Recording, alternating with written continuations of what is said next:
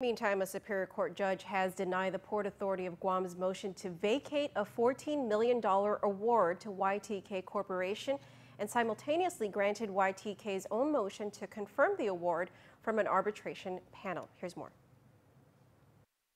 The decision and order was just issued today by Judge Anita Sokola, in which she denied the Port Authority of Guam's motion to vacate a decision made by an arbitration panel in April this year to award YTK Corporation a $14 million settlement.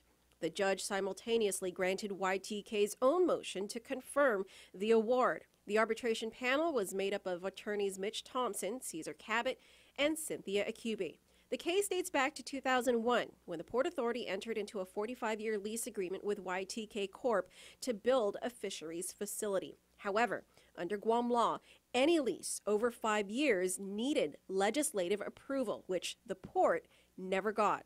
Eventually, YTK attempted to settle the breached contract and sought less than $1 million. However, after the ownership change, the new owners sought even more, over $7 million.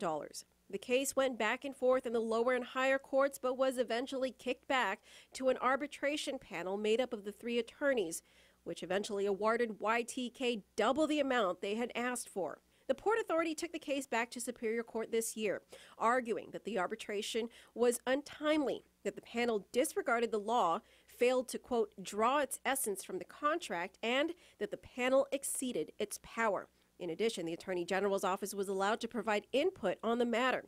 The AG's office argued that the panel exceeded its powers when it found that the 45-year lease was valid even though it contradicted Guam law, that the arbitration panel failed to offset the multi-million-dollar award by the back rent owed by YTK to the port, and that one of the arbitrators was biased toward YTK, among other issues.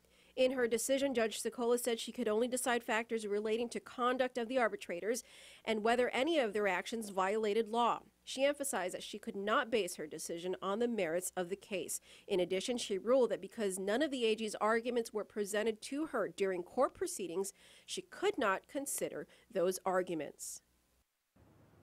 And you can read Judge Sokola's decision online at PacificNewsCenter.com.